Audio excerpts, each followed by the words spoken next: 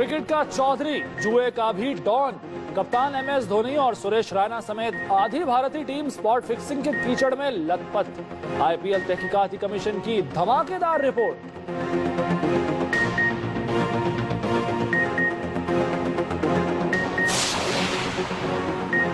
ज़काशफ के बाद PCB में तब्दीलियों का तूफान। Moin Khan head, Shoaib Mohammad fielding coach मुकर्रर। तफज्जुल रिजवी फिर दोबारा in, Zaheer Abbas chief consultant होंगे। सेठी कहते हैं बिग 3 के मामले पर पाकिस्तान तन्हा रह गया।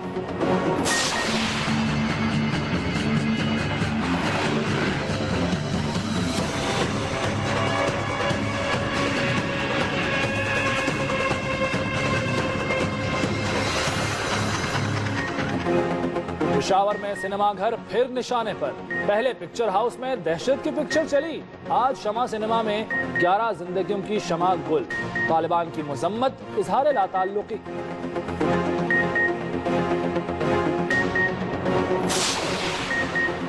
सीज फायर की मंजिल करीब, अमन कमेटियों की दूसरी बैठक के भी खुशगवार नताइज। कामयाबी के मुस्बत इशारे मिले। इरफान सिद्दीकी पुरुम्मीद, कुछ अनासे मुज़ाकरात सबूताज करना चाहते हैं।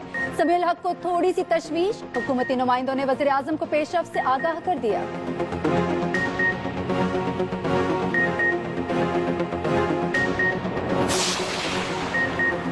मुत्तहिदा और कराची पुलिस में फासले बढ़ने लगे। अल्ताफ हुसैन ने जरदारी को फोन घुमाया, गवर्नर सिंध ने वजीर आजम का नंबर मिलाया। ऑपरेशन पर तहफुजात, नवाज शरीफ का चौधरी निसार को पहुंचने का हुक्म। DG रेंजर्स कहते हैं ऑपरेशन किसी मखसूस जमात के खिलाफ नहीं।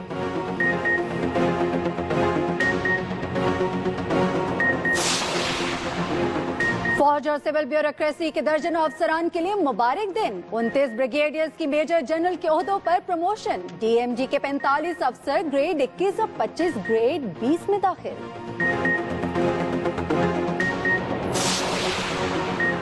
जी आयानू, शहबाज शरीफ ने 6 माह बाद पंजाब असेंबली में दीदार का जाम पिला दिया। धुआंधार एंट्री, अपोजिशन अरकान ने मुखड़ा दिखाने पर मिठाई खिलाने की पेशकश कर दी।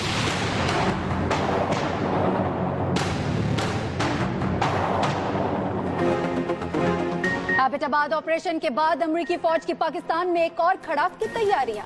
मुबैना तौर पर कबायली इलाकों में छुपे अलकायदा से ताल्लुक रखने वाले अमरीकी शहरी को निशाने पर रख लिया। ड्रोन या फौजी कार्रवाई में ठिकाने लगाया जाएगा।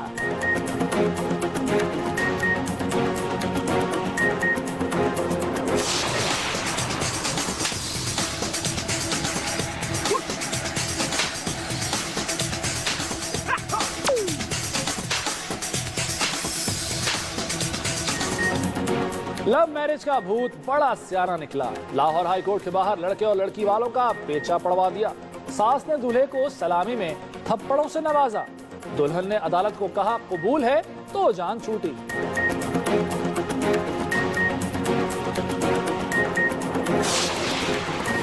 धुआं धुआं से रहने दो। पाकिस्तानी खवातीन को भी सिगरेट नोशी की लत पड़ गई। 3 वर्षों में स्मोकर्स की तादाद में 5% इजाफा।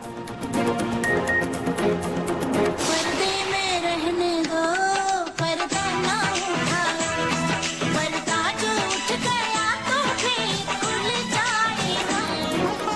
और पूरी दुनिया को उंगली पर नचाने वाला महबूबा के इशारे पर नाचने लगा। बराक ओबामा गुलकारा बेयोंसे की जुल्फों के असीर निकले। फ्रांसीसी अखबार में राजो न्याज की नीलामी।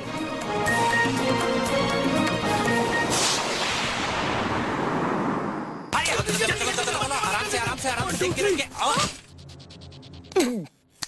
उठो पानी दो। ये ले सर, ये ऐसे नहीं उठेगा, झटका दे। ये ले ओ इधर, ये ले सर, इसे और बड़ी झटके की जरूरत है। सर, किसी असली डॉक्टर से मशवरा ले लेते हैं। गुड आइडिया, कॉल मिलाओ। मेरे फोन से कॉल महंगी। मेरे फोन की बैटरी लो और रेट बहुत हाई है। नहीं सर, मेरे यूफोन से कॉल सिर्फ 90 पैसे फी मिनट है। 90 पैसे पूरा मिनट? इतना सस्ता कॉल रेट? लगा ना झटका सस्ते रेट का। यानी अब सारा दिन शाम 5 बजे तक यूफोन सुपर सस्ता पैकेज से कॉल सिर्फ 90 पैसे में पूरा मिनट, वो भी तमाम नेटवर्क्स पर बगैर डेली चार्जेस के। पैकेज के लिए अभी *5678# मिलाएं। तू फोन से बच गए, तुम नहीं मेरे पैसे।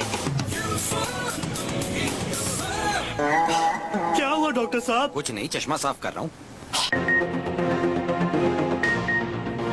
अस्सलाम वालेकुम, एक्सप्रेस न्यूज में खुश आमदेद। मैं हूं ज़िशान मलिक और मैं हूं मेरीन सप्तान। बुलेटिन में हमारे साथ है सलमान हैदर। बुलेटिन के आगाज में बात करेंगे स्पॉट फिक्सिंग पर, लेकिन एक ब्रेक के बाद। This Valentine's, celebrate your love with delicious butterscotch sauce, crunchy chocolate chips, and the legendary chocolate dip. New Cornetto Butterscotch.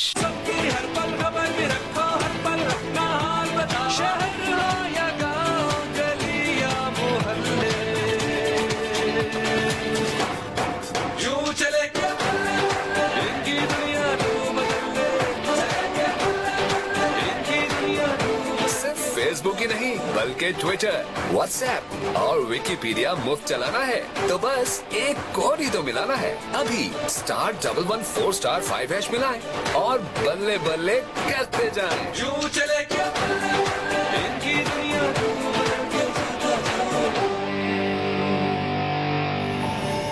मोबलिंक, हर दिल हर दिन।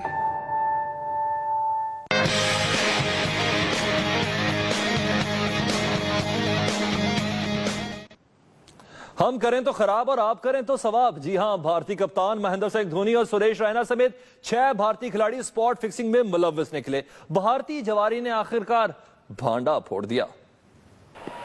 हाय राम, ये क्या अनहोनी हो गई। धोनी भी निकला 2 नंबर, सुरेश रैना भी करप्शन की गंगा में डुबकियां लगाता है। जनाब, ये हम नहीं कह रहे, बल्कि भारतीय सुप्रीम कोर्ट के स्पॉट फिक्सिंग की तहकीकात के लिए बनाए गए पैनल की रिपोर्ट के इंकशाफात हैं। कल आईपीएल के 8वें एडिशन के लिए बोली का मैदान सजने वाला है। ऐसे में भारतीय कायद समेत 6 खिलाड़ियों पर खतरे के स्याह बादल मंडलाने लगे हैं। किसी ने सच ही कहा है, अपने ही गिराते हैं नशे मन पे बिजलियां, क्योंकि हेरा फेरी करने वाले भारतीय हीरोज का भांडा भी एक भारतीय जुआरी नहीं फोड़ा है। आईपीएल स्पॉट फिक्सिंग स्कैंडल की तहकीकात के लिए बनाए गए सुप्रीम कोर्ट के जस्टिस मडकल पैनल ने अपनी रिपोर्ट में इंकशाफ किया है कि धोनी और रैना समेत भारत के 6 कौमी सतह के खिलाड़ी स्पॉट फिक्सिंग में मुलव्वस हैं। रिपोर्ट के मुताबिक ये इंकशाफ एक भारतीय बुकी उत्तम जैन ने किया है, जिसका बयान रिपोर्ट में शामिल है। दूसरे 2 भारतीय खिलाड़ियों के नाम भारतीय क्रिकेट बोर्ड के साबिक चेयरमैन ने पैनल को बताए। आईपीएल के साबिक कमिश्नर ललित मोदी ने भी इल्जाम लगाया है कि धोनी ने स्पॉट फिक्सिंग के मामलात छुपाने की कोशिश की।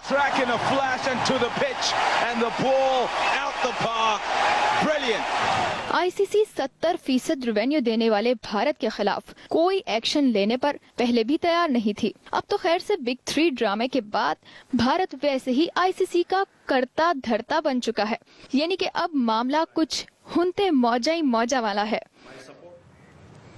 क्रिकेट के हवाले से हम बात करें तो यहां पर आपको एक अहम खबर देंगे पीसीबी से, जिसका चेयरमैन बदला तो नए चेयरमैन ने आते ही पुराने चेयरमैन की पूरी टीम बदल डाली।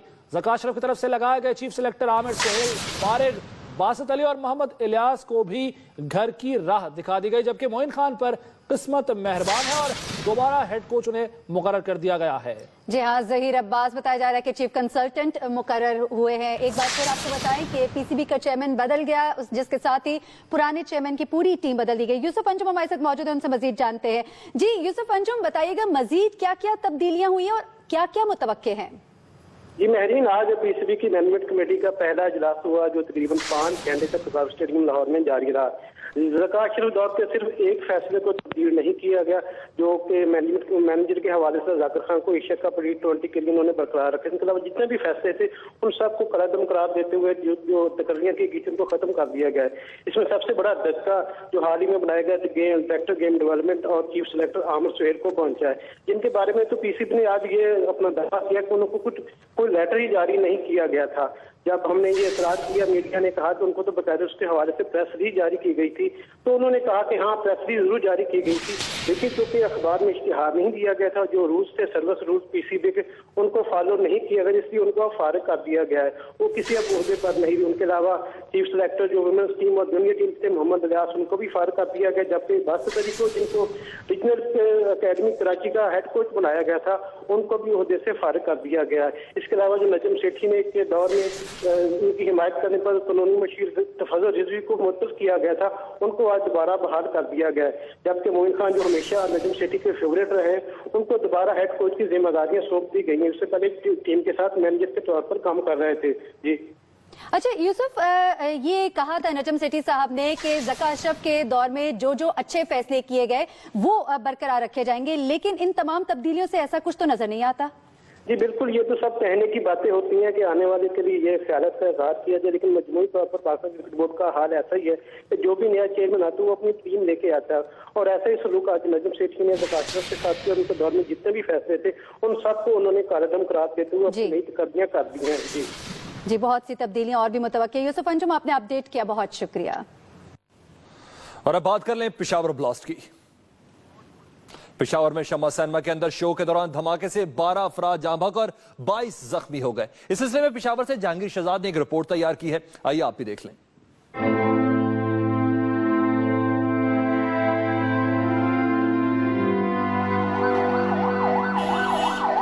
अपनी बर्बादी की दास्तान सुनाता ये हाल है शम्मा सिनेमा का, जिसे हम दुश्मनों ने मक्तल गाह बना दिया। सिनेमा और फिल्म देखने वाले एक बार फिर टारगेट बन गए। घर से तफरीह के लिए निकलना ही जुर्म बन गया। शर पसंदों ने मासूम शहरियों को फिर खून से नहला दिया।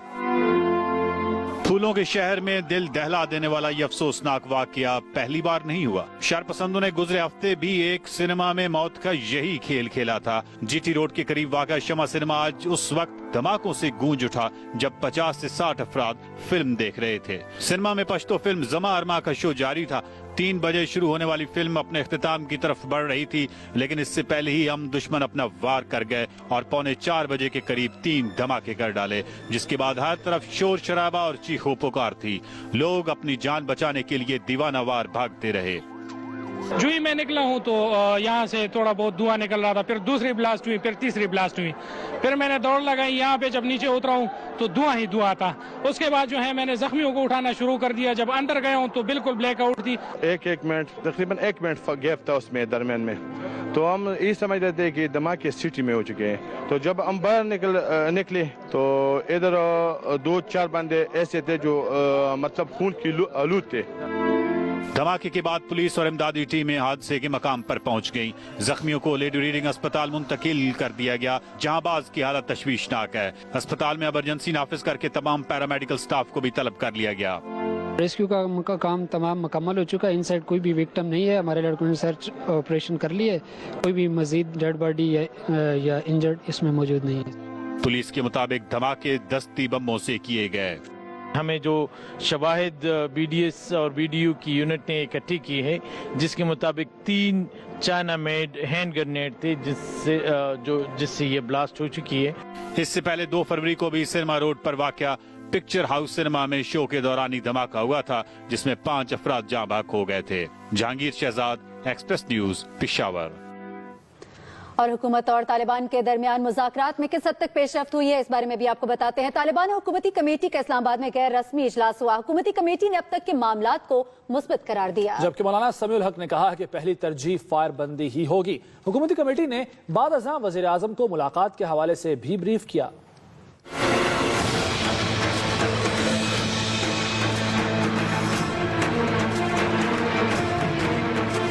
अमन मुज़ाकरात की गाड़ी तमाम रुकावटें हटाते हुए आगे बढ़ती जा रही है। तालिबान कमेटी ने हुकूमती कमेटी को आज वो तमाम पैगामात पहुंचा दिए हैं जो 2 रुकनी तालिबान कमेटी तालिबान से मिलने के बाद गुज़िश्ता रोज लाई थी।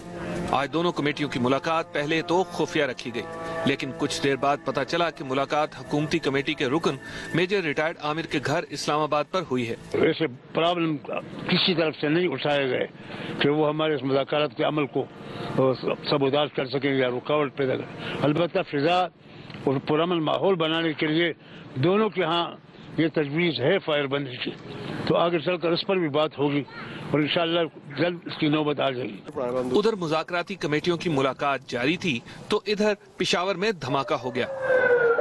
मौलाना समीउल हक ने बाहर मीडिया से बात में इस धमाके की शदीद अल्फाज में मुजम्मत की। मौलाना समीउल हक के साथ हुकूमती कमेटी के कोऑर्डिनेटर इरफान सिद्दीकी ने भी मीडिया से बात की। उन्होंने तालिबान की तरफ से भेजे गए नकात को हौसला अफजा करार दिया। हम तवक्को कर रहे हैं कि अगर इसी एहतियात के साथ और इसी अज़्म के साथ हम आगे बढ़ते रहे तो शायद आने वाले दिनों में हम कोई ज़्यादा ठोस और मुस्बत इक़दामात ऐसे कर सकें जिनसे कौम को ज़्यादा अच्छे और मुस्बत इशारे मिले। आज की मुलाकात के बाद हुकूमती कमेटी तालिबान के नकात को लेकर वजीर आज़म के पास भी गई और उन्हें सारी सूरत हाल की ब्रीफिंग दी, जिस पर वजीर आज़म ने मुज़ाकरात में अब तक की पेशरफ्त को खुशाइंद करार दिया। उधर सेनेट में भी हुकूमत ने मौक़िफ़ इख्तियार किया है कि जब तक तालिबान से मुज़ाकरात का ऑप्शन खत्म नहीं होता ऑपरेशन की तरफ नहीं जाएंगे। सेनेट में वजीर मुमलिकत बराए दाखिला बलीगुर रहमान ने अमन अमान पर बहस समेटते हुए कहा कि तालिबान से मुज़ाकरात का मामला हसास है, तमाम मामलात को आइन के मुताबिक आगे बढ़ाया जाएगा। पीपल्स पार्टी के चौधरी एतजाज हसन ने कहा कि किस्मत हमारी का फैसला है, मगर मुज़ाकरात तालिबान से तालिबान कर रहे हैं। एक तरफ अमन मुज़ाकरात चल रहे हैं तो दूसरी तरफ दहशतगर्दी के वाकयात भी बंद नहीं हो रहे, लेकिन इस दहशतगर्दी से तहरीक तालिबान लाताल्लुकी का इजहार कर रही है। फिर ये ग्रुप्स कौन से हैं जो मुज़ाकराती अमल को तबाह करना चाहते हैं, आइए जान लेते हैं।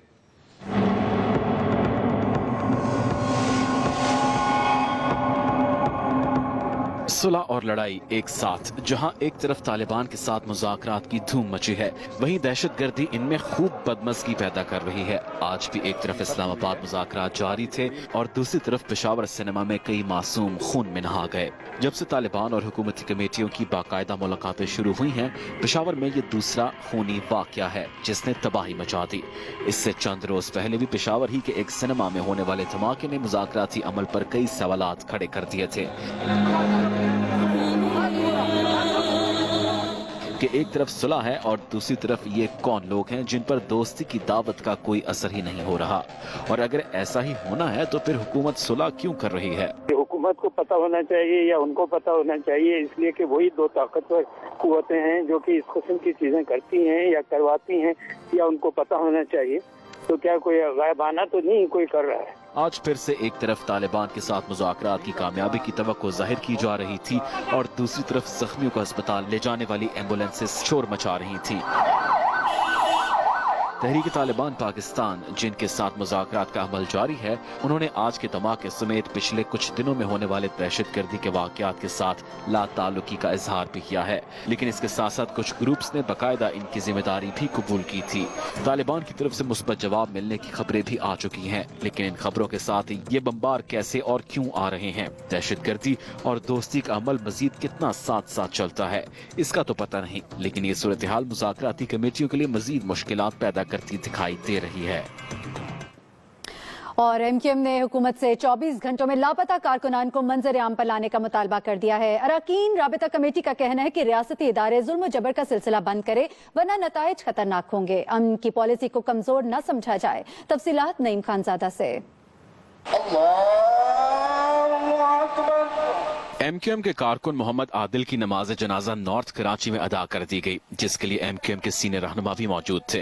नमाज जनाजा के बाद डॉक्टर फारूक सत्तार ने मीडिया से बात करते हुए कहा कि आदिल को रेंजर्स एहलकारों ने 8 घंटे तक बदतरीन तशद्दुद का निशाना बनाया। रियासती इदारे एमक्यूएम को जुल्म जबर का निशाना बनाना बंद करें। मोहम्मद आदिल शहीद भाई को शामिल करके 1 दर्जन कारकुनों का मावराए अदालत कत्ल हुआ है। जिस तशद्दुद का निशाना बनाया गया, उनके साथ जो बर्बरियत का सलूक किया गया, वो जांबर न हो सके।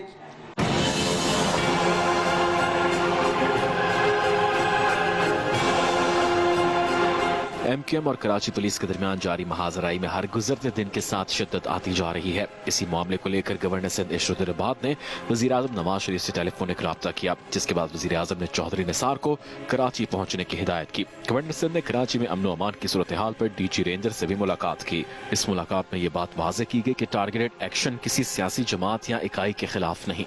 मुत्तहिदा की राब्ता कमेटी की जानिब से की जाने वाली हंगामी प्रेस कॉन्फ्रेंस में हैदर अब्बास रिजवी ने इल्जाम आयद किया कि कराची के थानों में में बैरून मुल्क से अफसर लाकर बिठाया गया है जो अब मासूम शहरियों से वसूली कर रहे हैं। पैसे न मिलने की सूरत में तशद्दुद का निशाना बनाया जाता है या उन्हें लापता कर दिया जाता है या फिर शहर के किसी कोने से उनकी लाशें मिलती हैं। 22 करोड़ रुपए रोज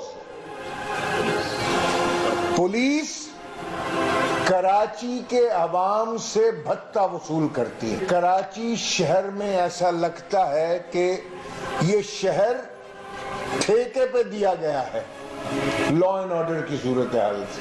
पार्टी कारकुन के कत्ल के खिलाफ MQM ने सिंध असेंबली से दूसरे रोज भी वॉकआउट किया। यहाँ तो ऐसा लग रहा है कि कानून की धज्जियां उड़ाने का लाइसेंस मिल गया और कानून की धज्जियां उड़ाकर, कानून का मजाक उड़ाकर आप लोगों में कानून का एहतराम पैदा करना चाहते हैं।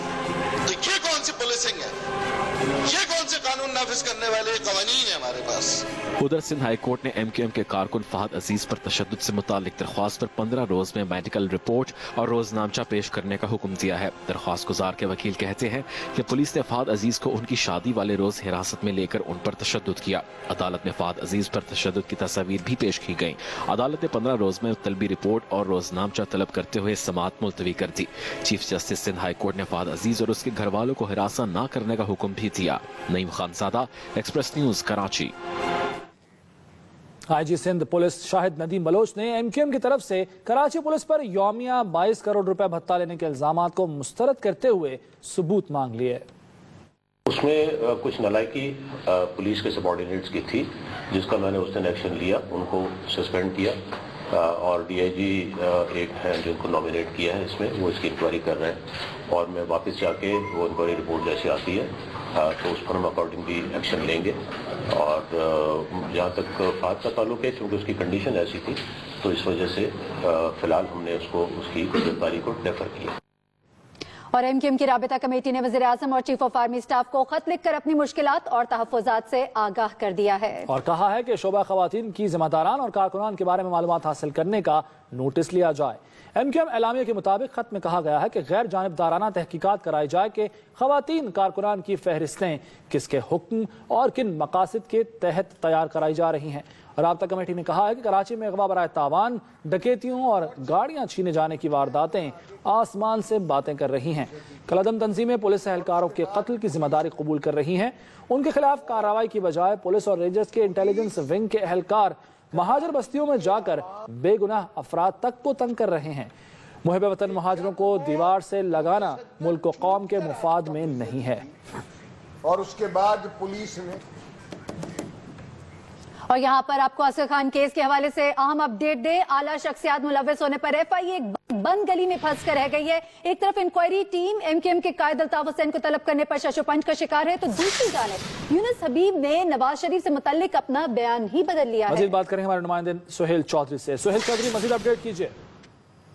जी, असगर खान केस जितना इम्पोर्टेंट था उतना ही FIA के लिए एक टेस्ट केस बनता जा रहा है, चूंकि इसके अंदर साबिक आर्मी चीफ और lieutenant general retired Asad Durrani जैसी अहम शख्सियात इन्वॉल्व हैं। और इस हवाले से वज़ारत दाखिला ने जब वज़ारत दिफा से राय मांगी कि आया इनके खिलाफ आर्मी एक्ट के तहत कार्रवाई होगी, तो उसके ऊपर जवाब देने के बजाय वज़ारत दिफा की तरफ से खामोशी इख्तियार कर ली गई और इसके बाद एक रिमाइंडर के तौर पर भी लेटर लिखा गया, लेकिन अभी तक किसी किस्म की कोई वहां से रिएक्शन या किसी किस्म का रिस्पॉन्स नहीं मिला वज़ारत दाखिला को। इसके अलावा मैं आपको बताता चलूँ, यूनुस हबीब जो कि इस पूरे केस के मरकजी मुलजिम हैं और अभी तक जो किरदार हैं, उन्होंने भी नवाज शरीफ, मियां मोहम्मद नवाज शरीफ के बारे में अपना बयान बदल लिया है और उनका ये कहना है कि उन्होंने जिस शरीफ को पैसे दिए थे वो जेहलम के अंदर एक होटल के मालिक हैं, प्राइम मिनिस्टर मियां मोहम्मद नवाज शरीफ नहीं है। इसके अलावा जो MQM के रहनुमा अल्ताफ हुसैन है, उनके बारे में भी अभी तक कमेटी शशोपंच का शिकार है और उन्होंने डिसाइड किया है कि उन्हें तलब नहीं किया जाएगा क्योंकि वो हालात की वजह से यहाँ पे नहीं आएंगे, बल्कि दीगर जो MQM के रहनुमा है उनसे उनका इंटरव्यू किया जाएगा। बहुत शुक्रिया अपडेट करने के लिए सुहेल चौधरी। एक और अहम खबर से आपको आगाह करेंगे कराची से, जहां खारादर के इलाके में पुलिस मुकाबला हुआ है। शदीद फायरिंग से इलाका गूंज उठा, 2 मुलजिम गिरफ्तार कर लिए गए हैं जबकि इनसे असलहा भी बरामद हुआ है। खारादर जोड़िया बाजार में ये पुलिस मुकाबला हुआ है। खारादर जोड़िया बाजार में होने वाले इस वाक़े के हवाले से हम आपको अपडेट कर रहे हैं। हमारे साथ हमारे नुमाइंदे इस वक्त मौजूद है, नदीम, उनसे मजीद जानते हैं। जी नदीम, क्या तफसीलात है आपके पास? मेरिन, ये अब से कुछ देर पहले खारादर पुलिस ने जूड़िया बाजार के अकब में एक इंफॉर्मेशन पर छापा मारा था। इस दौरान पुलिस को मुल्जिमान की जानिब से मज़ामत का सामना करना पड़ा। मोर्चा बंद होकर मुल्जिमान ने पुलिस पर फायरिंग की है और दस्ती बम फेंके हैं। ताहम खुशकिस्मती से कोई दस्ती बम फट नहीं सका है।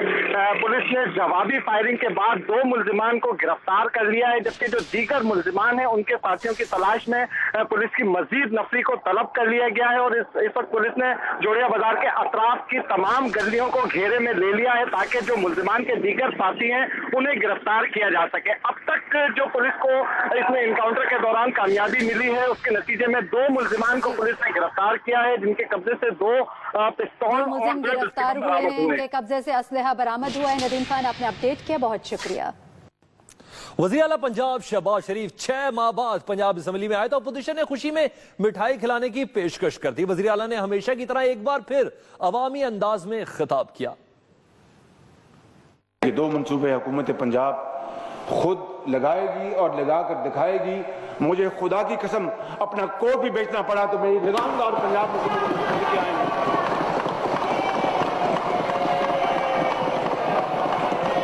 ये है वजीर आला पंजाब शहबाज शरीफ, जो 6 माह बाद असेंबली आए और हस्बे आदत धुआंधार खिताब किया। तवानाई बहरान और इस पर काबू पाने की कोशिशों पर वो खूब बोले और खुलकर बोले। वजीर आला जब इजलास में आए तो हुकूमती अरकान ने डेस्क पीट पीट कर उनका इस्तकबाल किया। उधर ऑपोजिशन अरकान को भी उनके 6 माह बाद असेंबली में जलवा कराने की इतनी खुशी हुई कि मिठाई खिलाने की पेशकश ही कर डाली। मैं खुशामदीद कहता हूँ जनाब मियाँ साहब को कि वो ईवान में तशरीफ लेके आए हैं और मेरा ख्याल है कि आज इनके आने की ये बरकत है कि तमाम वज़रा भी यहाँ पर मौजूद हैं। ऐसे दस्तूर को सुबह बेनूर को। वजीर आला के जोर खिताबत के चर्चे तो अब वैसे ही दूर दूर तक फैल चुके हैं। जनाब कभी जोश खिताबत में माइक गिरा देते हैं तो कभी आस्तीनें चढ़ाए और उंगली उठाए मुखालफों को खरी खरी सुनाते नजर आते हैं। मैं सबसे आगे लगूंगा, ज़रदारी की गोली मैं खाऊंगा, पाकिस्तान को बचाएंगे। माजी में अगर पीपल्स पार्टी के कायद जुल्फकार अली भुट्टो अपने अवामी खिताब से लोगों का लहू गरमाया करते थे तो इन दिनों ये फरीजा शहबाज शरीफ ने संभाल रखा है। अपनी तकरीर के दौरान मियां शहबाज शरीफ ने तवानाई बहरान पर खुलकर इजहार ख्याल किया। ताहम अपोजिशन लीडर और उनके दरमियान नोक जोंक और मानीखेज जुमलों का तबादला भी होता रहा। मियां असलम, एक्सप्रेस न्यूज, लाहौर। और एक्सप्रेस न्यूज में यहाँ वक्त हुआ ब्रेक का, जिसके बाद आप जान सकेंगे दुल्हनिया को मिली एक और तरह की सलामी।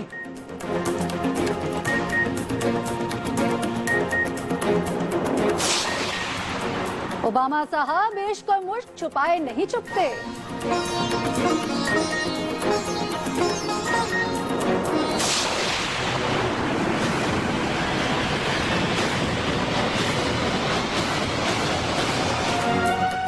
और बस थोड़ा सा इंतजार, फिर होगा एक्शन, सस्पेंस और थ्रिल। ईमानदारी की बात बढ़ाती है साथ।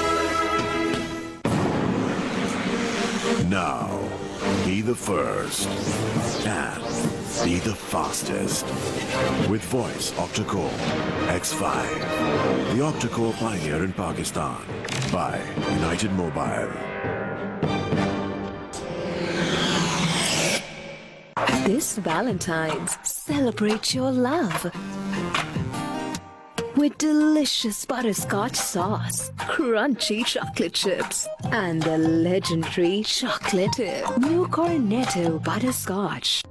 नेस्ले नेस्वीटा कैल्शियम प्लस, जिसमें है आम दूध से ज्यादा कैल्शियम और इजाफी विटामिन डी, जो कैल्शियम को बोन्स में जज्ब करके इन्हें बनाए strong. Nestle Nesvita, bone strong तो मैं strong. Now building stronger bones with International Osteoporosis Foundation. Nestle, good food, good life. मुल्क भर में 3 साल में 200 ब्रांचें और 3 अरब रुपए से ज्यादा मुनाफा देने वाला वाहिद बैंक सिंध बैंक। मुल्क के 104 शहरों में सिंध बैंक की ब्रांचें काश्तकारों के लिए खुसूसी प्रोडक्ट्स के साथ साथ कॉर्पोरेट और इनफरादी सार्फिन के लिए पेश कीमत सहूलियात बमै SMS बैंकिंग पेश करती हैं और जल्द इस्लामिक बैंकिंग और micro finance banking. Sindh bank, Karachi तक कश्मीर, तरक्की बेनजीर। 90 पैसे पूरा मिनट, इतना सस्ता कॉल रेट लगाना झटका सस्ते रेट का। यानी अब सारा दिन शाम 5 बजे तक यूफोन सुपर सस्ता पैकेज से कॉल सिर्फ 90 पैसे में पूरा मिनट, वो भी तमाम नेटवर्क्स पर बगैर डेली चार्जेस के। पैकेज के लिए अभी *5678# मिलाएं।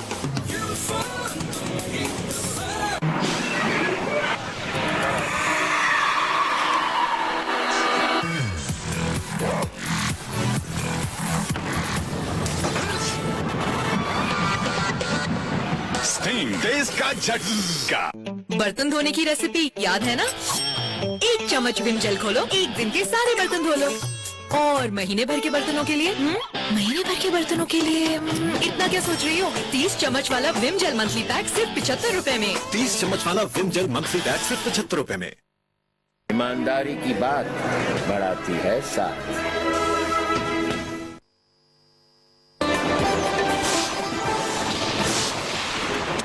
असगर खान केस, आला शख्सियात के मुलव्वस होने पर तहकीकात लटक गई। पैसे नवाज शरीफ नहीं, जहलुम में होटल मालिक शरीफ को दिए। यूनुस हबीब का बयान भी तब्दील।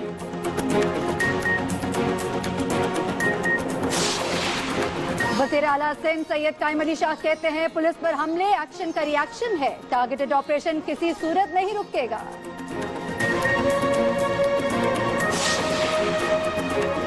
और मोइन खान को कौमी क्रिकेट टीम का हेड कोच बना दिया गया। शोएब मोहम्मद फील्डिंग कोच होंगे। जोड़िया बाजार में पुलिस मुकाबला हुआ है और शदीद फायरिंग से इलाका गूंज उठा है। 2 मुलजिमों को गिरफ्तार कर लिया गया है, इनसे असलहा भी बरामद हुआ है। आप मनाजिर भी देख सकते हैं इस कार्रवाई के जो पुलिस की जानिब से की गई है। खरादर जोड़िया बाजार बताया जाता है जहां पर रात के वक्त ये ऑपरेशन हुआ है। हमारे नुमाइंदे नदीम खान हमारे साथ मौजूद है, उनसे मजीद जानते हैं। जी नदीम खान, ये ऑपरेशन कहां तक पहुंचा? देखिए मेरी अभी भी पुलिस जो है अतराफ की जो गलियां हैं उनमें जो है इन फरार होने वाले मुल्जिमान को तलाश कर रही है। पुलिस ने जिन 2 मुल्जिमान को गिरफ्तार किया है उनकी शनाख्त वसीम उर्फ काका और दिलशाद के नाम से हुई है।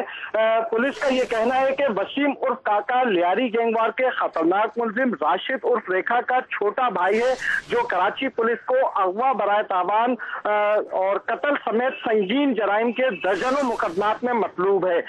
तकरीबन पुलिस का ये कहना है कि 2 दर्जन से जायद मुल्जिमान थे जो जोड़िया बाजार में किसी ताजिर को अगवा करने की नीयत से आए थे। इस दौरान पुलिस को इत्तला मिली है जिस पर पुलिस की भारी नफरी यहाँ मौके पर पहुंची है तो मुल्जिमान ने शदीद फायरिंग की है। पुलिस पर तकरीबन 15 मिनट तक ये 2 तरफा फायरिंग का तबादला जारी रहा। इस दौरान मुल्जिमान ने दस्ती बम भी पुलिस पर फेंके, ताहम दोनों दस्ती बम फट नहीं सके। पूरा इलाका जो है इस कदर शदीद फायरिंग की गई है मुल्जिमान की जानिब से। इतना शदीद हमला था कि पुलिस ने अतराफ की आड़े लेकर जवाबी कार्रवाई की है और 2 मुल्जिम यहाँ मौके से गिरफ्तार किया है। तकरीबन 17 से 18 मुल्जिमान ये बताए जा रहे हैं, जिनमें से बेशतर मुल्जिमान फरार हो चुके हैं। पुलिस सिर्फ 2 मुल्जिमान को ही गिरफ्तार कर सकी है। जी ये भी बताएगा कि फायरिंग का तबादला जैसे कि आपने कहा दोनों जानिब से हुआ, तो क्या कोई जख्मी भी हुआ है इस फायरिंग के नतीजे में?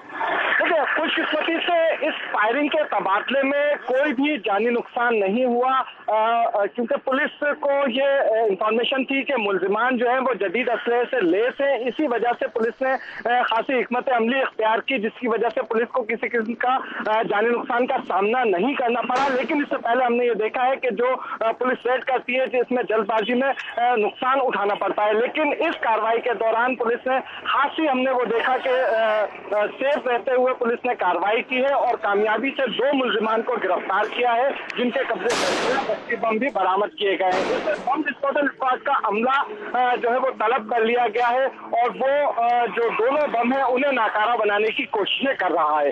अच्छा नदीम खान, शदीद फायरिंग का सिलसिला जो है वो भी जारी है, कुछ बता सकते हैं आप कि किस तरह लेस है ये मुल्जिमान और किस तरह का हथियार इस्तेमाल किया जा रहा है? देखिए जो पुलिस से हमारी बात हुई है तो पुलिस का ये कहना है कि इन मुल्जिमान के पास कलाशिनकोव भी भी थी और छोटे वेपन भी थे, जिसमें 9mm पिस्टल है और 30 बोर पिस्तौल है। ये तमाम के तमाम वेपन इन लोगों के पास थे। कराची में जितने भी गैंग्स हैं, इनके पास पुलिस से ज्यादा जदीद असलाह मौजूद है। और जो मुल्जिमान ये अभी तक जो पकड़े गए हैं, इनके पास से भी जिस तरह ये बम निकले हैं, तो इससे अंदाजा होता है कि इंतहाई खतरनाक गैंग है इनका, और ये गैंगवार से इनका ताल्लुक बताया जा रहा है। इनके पास जदीद असलहे से लेस मुल्जिमान थे, क्योंकि जो हमने यहाँ पर फायरिंग की आवाजें सुनी है वो खासी खौफनाक थी। इलाका मकीनों में खासा खौफ फैल गया, लेकिन जब उन्हें ये पता चला कि पुलिस ने 2 मुल्जिमान को यहाँ से गिरफ्तार किया है, तो उन्हें मकीनों को खासा इत्मीनान यहाँ पर मिला। जी, जदीद असलहे का इस्तेमाल किया जा रहा है मुल्जिमान की जानिब से। नदीम खान, ये बताइएगा कि कुछ पुलिस अभी बता रही है कि कितनी देर और लगेगी इस ऑपरेशन को मुकम्मल होने में? देखिए, अभी पुलिस की इजाफी नफरी तलब की गई है, जो जूड़िया बाजार के अतराफ की गलियों में लगाई गई है, जो मुल्जिमान यहाँ से फरार हुए हैं ताकि उन्हें पकड़ा जा सके। लेकिन अभी तक पुलिस को मजीद कोई कामयाबी नहीं मिल सकी है, और पुलिस जो है यहाँ पर गलियों में जो फरार हुए हैं मुल्जिमान, उनकी तलाश में अभी छापे मार रही है। मुख्तलिफ इमारतों को भी अभी इस वक्त पुलिस ने घेरे में ले रखा है, ताकि अगर कोई मशकूक यहाँ से मुल्जिम या कोई फरार होने वाला मुल्जिम पुलिस के हाथ लग सके। जी, तो मुल्जिमान के बारे में कुछ बता सकती है पुलिस? कितने के मुल्जिमान होंगे, क्योंकि कुछ गलियों की तरफ चले गए हैं? कितने लोग हैं जो कि पकड़ने अभी बाकी हैं? देखिए, ये तकरीबन 17 से 18 मुल्जिमान की तादाद पुलिस की जानिब से हमें बताई जा रही है, जो आए थे यहाँ मोटरसाइकिलों पर सवार होके। और इन मुल्जिमान से जो इब्तिदाई तफ्तीश हुई है या इब्तिदाई तौर पर जो इन्होंने बताया है, तो इन्होंने अपना ताल्लुक गैंगवार से बताया है। इसमें एक मुल्जिम वसीम उर्फ काका है, जो लियारी गैंगवार के मुल्जिम राशिद रेखा का छोटा भाई है। तो ये लियारी गैंगवार से इन मुल्जिमान का ताल्लुक साबित हो रहा है, गैंगवार के मुल्जिमान है। और इस इलाके के हवाले से बताता चलो कि ये ओल्ड सिटी एरिया का इलाका है, गुंजान आबाद इलाका है, और खासा जो है यहाँ पर रश रहता है। लेकिन जब रात में जब लाइट जाती है, तो लोड शेडिंग के दौरान अमूमन ये दर्जनों की तादाद में यहाँ पर मुल्जिमान आते हैं, जो यहाँ पे ताजिरों को अगवा करते हैं, उन्हें भत्ते की पर्चियां देते हैं और दीगर जराइम करते हैं। जी नदीम खान, आज़ादाना इस्तेमाल हो रहा है, गोलियों का फायरिंग की जा रही है, तो जो अहले इलाका है वो मुतासिर ना हो इस फायरिंग के नतीजे में, इसके लिए पुलिस क्या इक़दाम कर रही है? देखिए, पुलिस से जो हमारी बात हुई है एसडीपीओ खारादर जाहिद हुसैन और एसएचओ खारादर इदरीस बंगश से, तो उनका ये कहना है कि हम हर मुमकिन कोशिश कर रहे हैं कि इस फायरिंग के तबादले में आवाम का और पुलिस का कोई नुकसान ना हो। जी, अच्छा नदीम, यहाँ इस वक्त हम देख रहे हैं कि काफी अंधेरा भी है इन गलियों में। क्या यहाँ पर बिजली जो है वो मुनक़ता हो गई है? जब इलाके में लोड शेडिंग का टाइम होता है, उसी वक्त ये मुल्जिमान का गिरोह निकलता है, ताकि अंधेरे का फायदा उठाते हुए ये अपने मजमून का मकासद में कामयाब हो सके। आज पुलिस पहले से इन मुल्जिमान को पकड़ने तैयार बैठी हुई थी, जिसकी वजह से आज इन मुल्जिमान में से 2 मुल्जिमान को अब तक पुलिस ने रंगे हाथों गिरफ्तार किया है। जी, ये बताएगा कि कुल कितना असलहा इन मुल्जिमान से बरामद हुआ है, और इन दोनों मुल्जिमान के बारे में हमारे नाज़रीन को एक मरतबा फिर बताइएगा कि ये किस गैंग से ताल्लुक रखते हैं, इनकी शनाख्त क्या सामने आई है? देखिए, अब तक जो इन मुल्जिमान की शनाख्त के हवाले से पुलिस की जानिब से हमें मालूमात दी गई हैं, उसके मुताबिक ये है कि एक मुल्जिम की शनाख्त इसमें वसीम उर्फ काका के नाम से हुई है, जो लियारी गैंगवार के मुल्जिम राशिद रेखा का भाई है, जबकि दूसरे मुल्जिम को दिलशाद अपना नाम बताता है दूसरा मुल्जिम। और इन दोनों मुल्जिमान के कब्जे से 2 पिस्तौल बरामद हुए हैं और 2 दस्ती बम बरामद हुए हैं, जबकि इन मुल्जिमान ने यह बताया कि मजीद इनके साथी हैं, वो भी जो है वो अतराफ की गलियों में पुलिस से बचने के लिए भागे हैं। अभी पुलिस इनको जैवकुआ करी, इनसे सारी मालूमात हासिल कर रही है, ताकि जो इनके गिरोह के दीगर मुल्जिमान हैं, उनको फौरी तौर पर अगर पकड़ने में उसे कामयाबी मिल सके तो वो उन्हें गिरफ्तार करे। कितनी नफरी पुलिस की इस ऑपरेशन में हिस्सा ले रही है, और क्या मजीद नफरी को भी तलब किया गया नदीम खान? जी बिल्कुल, इब्तिदाई तौर पर तो पुलिस की 2 मोबाइलें पहुंची थी इस इंफॉर्मेशन पे कि यहाँ पर मुल्जिमान आए हैं, लेकिन पुलिस को खुद इतना अंदाजा नहीं था कि मुल्जिमान इतनी ज्यादा तादाद में हैं। जब पुलिस को यहाँ मजामत का सामना करना पड़ा है, तो फिर पुलिस की जानिब से मजीद नफरी को तलब किया गया है, जिसके बाद पूरे जो जूड़िया बाजार के अतराफ की गलियां हैं, उन गलियों को घेरे में ले लिया गया है। लेकिन उस वक्त तक खासी देर हो चुकी थी, क्योंकि जो इब्तिदाई तौर पर जब पुलिस ने रेड किया है, तो 2 मोबाइलों में सवार चंद अहलकार थे, 2-3 मोबाइलें थी जिनमें सवार एहलकार थे। तकरीबन 12 से 15 पुलिस एहलकार होंगे जिन्होंने ये कार्रवाई की है और मजीद नफरी पहुंचने में थोड़ा वक्त लगा, जिसकी वजह से हो सकता है कि मुल्जिमान अब इन गलियों में मौजूद ना हो और फरार हो चुके हों। जी अच्छा Nadeem Khan, bomb disposal squad का अमला भी यहाँ पर तलब किया गया था, वो यहाँ पर पहुँच गया है और अपना काम जारी रखे हुए? जी बिल्कुल, बम डिस्पोजल स्क्वाड का अमला इन दोनों दस्ती बमों का मुआयना कर रहा है और ताकि ये जो है इनसे कोई किसी किस्म का नुकसान ना हो सके। मुल्जिमान ने ये बम फरार होते हुए पुलिस पर उछाले थे, लेकिन खुशकिस्मती से ये दोनों बम फट नहीं सके और कोई ऐसा जानी नुकसान यहाँ पर इस मुकाबले के दौरान हमें नहीं देखने में नहीं आया। जी नदीम खान, इस इलाके के हमारे से भी नाज़रीन को आगाह कीजिए। देखिए ये कराची का ओल्ड सिटी एरिया का इलाका है। ओल्ड सिटी एरिया ये जोड़िया बाजार कराची का अहम कारोबारी मरकज है और यहाँ पर दिन के औकात में खासा रश रहता है। यहाँ पर पैदल चलना भी मुश्किल होता है, लेकिन रात में जब लोड शेडिंग का टाइम होता है तो अमूमन उस वक्त यहाँ पर जो अतराफ के जो जराइम पेशा अनासिर हैं वो निकलते हैं और अंधेरे का फायदा उठाते हुए इलाका मकीनों, ताजरों और दुकानदारों को लूटमार की वारदातें करते हैं। अगवा बराए तावान का यहाँ पर जो भत्ते के पर्चियां हैं, ये तमाम के तमाम जराइम जो है ये ग्रुप यहाँ पर इन इलाकों में कर रहे हैं।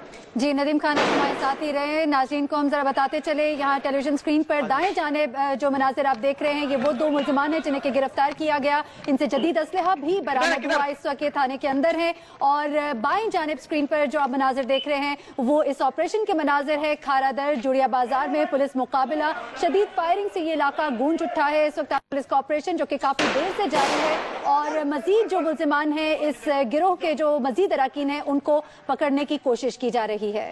नाज़रीन आपको हम बता रहे हैं कराची के इलाके खारादर जोड़िया बाजार में पुलिस मुकाबला जारी है। मनाजिर अपनी टीवी स्क्रीन पर आप देख रहे हैं। बम डिस्पोजल स्क्वाड का अमला भी खारादर थाने पहुंच चुका है, जबकि इस पुलिस मुकाबले के नतीजे में अब तक 2 अफराद को 2 मुल्जिमों को गिरफ्तार किया गया है। इनसे असलहा भी बरामद हुआ है और पुलिस की इजाफी नफरी को भी तलब कर लिया गया है। फायरिंग से पूरा इलाका गूंज उठा है।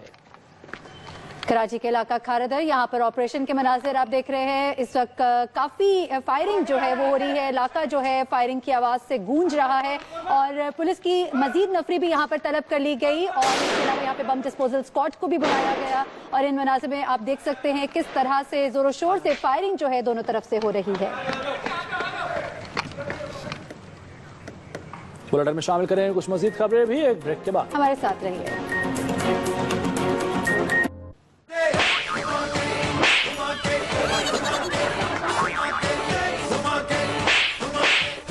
ये थप्पड़ों की बारिश किसी गली में लड़की छेड़ने पर नहीं हो रही, बल्कि ये बारिश तो पसंद की शादी का नतीजा है। करे कोई भरे कोई। थप्पड़ मारने वाली खातून लड़की वाली है और थप्पड़ खाने वाले बेचारे लड़के वाले हैं। गंगा कुछ उल्टी ही बह निकली यहाँ तो। इस गुस्सा और तशद्दुद के पीछे कहानी ये है कि लाहौर हाई कोर्ट में नसीराबाद लाहौर की रिहायशी नरगिस ने बिहाड़ी के इरफान से लव मैरिज कर ली थी, जिस पर लड़की की काफी डाढ़ी मां ने इरफान के खिलाफ थाना नसीराबाद में अगवा का मुकदमा दर्ज करवाया। अब बेचारा इरफान अपने रिश्तेदारों के साथ बारात तो न ला सका, अलबत्ता पेशी भुगतने अदालत पहुंच गया। बस फिर क्या था, माँ जी ने आओ देखा नताओ, दामाद और उसके भाई की तवाज़ो अपने गर्म गर्म थप्पड़ों से काट डाली और वो डरे सहमे आगे हाथ ही जोड़ते रह गए।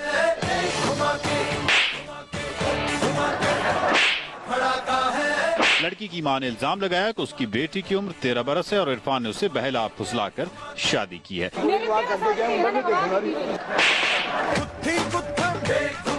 उन्होंने 18 साल उम्र लिखवाई है तो हम यहाँ पेश हुए, हमारा फैसला नहीं हुआ। अब दिल किसी पर आ जाए तो कोई क्या करे। बेटी ने अदालत में लड़के यानी अपने शोहर के हक में बयान दे दिया, जिस पर अदालत ने उसे अपने शोहर के साथ जाने की इजाजत दे दी।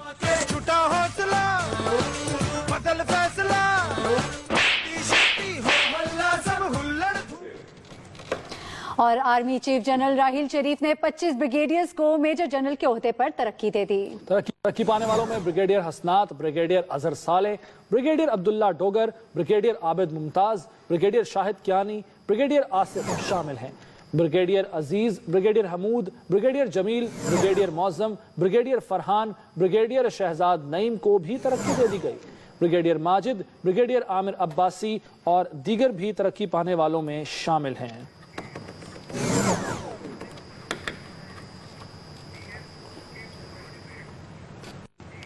जबकि सेंट्रल सिलेक्शन बोर्ड ने डीएमजी के 45 अफसरों को ग्रेड 21 और 25 को ग्रेड 20 में तरक्की देने की मंजूरी दे दी है। जी बिल्कुल, ये तरक्की और मंजूरी दी गई है इसकी, और इसके 45 अफसरों को ग्रेड 21 और 25 अफसरों को ग्रेड में 20 में तरक्की की मंजूरी दी गई है। सेक्रेटेरिएट ग्रुप के 5 अफसरों को ग्रेड 21, 12 को ग्रेड 20, जबकि पुलिस सर्विस ऑफ पाकिस्तान के 11 अफसरों को ग्रेड 21 में तरक्की देने की मंजूरी दी गई।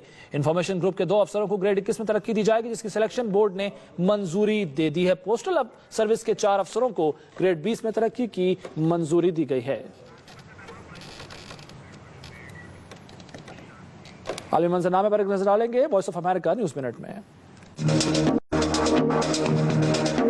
वॉइस ऑफ अमेरिका वाशिंगटन से आलमी खबरों के साथ मैं हूं आयशा तंजीम। अल्जीरिया के अन्नहार टीवी के मुताबिक फौजी साजो सामान ले जाने वाला एक जहाज गिरने से 100 से ज्यादा लोग हलाक हो गए हैं। यह हादसा मुल्क के शुमाल मशरकी हिस्से में पेश आया है। चीन और ताइवान की हुकूमतों के दरमियान तकरीबन 65 साल बाद आज पहली दफा सरकारी तौर पर राब्ता हुआ है। चीन ताइवान को अपना हिस्सा समझता है और 1949 की जंग के बाद से दोनों हुकूमतों के दरमियान रवाबत गैर सरकारी जराए तक महदूद थे। ईरान में आज 1979 के इस्लामी इनकलाब के 35 साल मुकम्मल होने पर मुल्क भर में तकरीबात मुनक्कद की गई। हजारों ईरानियों ने तेहरान के आजादी चौक में जमा होकर जश्न मनाया। और 1930 की दहाई में हॉलीवुड की सबसे मशहूर अदाकारा शर्ली टेम्पल 85 बरस की उम्र में आज इंतकाल कर गयी। फिल्मों में काम करने के बाद उन्होंने सियासत में हिस्सा लिया और कई मुल्कों में अमेरिका की सिफारतकार भी रही। ये थी आलमी खबरें वॉइस ऑफ अमेरिका वाशिंगटन से। मजीद खबरों के लिए देखिए urduvoa.com।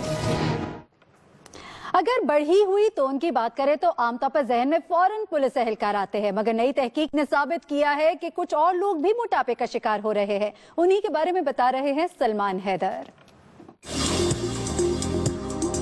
हजरत इंसान फराटे भरता हुआ तरक्की की मनाजिल तय कर रहा है और हर गुजरते दिन के साथ साथ अपनी जिंदगी में सहूलतें और आसानियां पैदा करता जा रहा है। लेकिन बाज़ औक़ात आसानियां खुद ही मुश्किल पैदा करने का सबब बन जाती हैं। जैसे गाड़ी, टेलीविजन और कंप्यूटर जैसी इजादात ने हमारी जिंदगी आसान और पुरलुत्फ तो बना दी है, लेकिन इसके साथ साथ बाज़ नुकसानात भी दबे पांव हमारी जिंदगी में चले आते हैं। उन्हीं में से एक मोटापे की बीमारी है। अब तो पाकिस्तान जैसे मुल्क में भी लगता है कि गाड़ी चलाने वाले पैदल चलना भूल ही गए हैं। जनाब, इससे पहले कि मेरी कमर भी 2-1 इंच बढ़ जाए, मुझे नीचे उतर जाना चाहिए। कनाडा के एक मेडिकल जरीदे की तहकीक के मुताबिक मुआशी लिहाज से पाकिस्तान जैसे गरीब मुमालिक में जिन लोगों के पास गाड़ी, टेलीविजन और कंप्यूटर है, वो न सिर्फ मोटे हो रहे हैं बल्कि ज़ियाबतीस जैसे मूजी बीमारी भी उन्हें डस रही है। गरीब मुमालिक के 4% लोगों के पास तीनों सहूलियात मौजूद थी, जबकि अमीर मुमालिक में यह शरह 83% है। तहकीक के मुताबिक जिन लोगों के पास कार, टीवी और कंप्यूटर जैसी सहूलियात नहीं, उनकी कमर औसतन 30 इंच रिकॉर्ड की गई। इन सहूलियात से फायदा उठाने वाले अफराद की औसत वेस्ट 32.5 इंच रही, यानी कंप्यूटर, गाड़ी और टीवी के मजे लूटने की कीमत 2.5 इंच इजाफी कमर की शक्ल में अदा करना पड़ती है। आसाइश पसंद लोग हर हफ्ते 6 घंटे ज्यादा बैठने का काम करते हैं। मोटे ताजे हजरात के लिए तहकीकारों का मुखलिस मशवरा है कि टेलीविजन, कंप्यूटर और गाड़ी के इस्तेमाल में कमी लाकर मोटापे और ज़ियाबतीस जैसी बीमारी से बचा जा सकता है। इस न्यूज बुलेटिन से फिल वक्त इतना ही। हाजिर होंगे कुछ देर के बाद हेडलाइंस के साथ।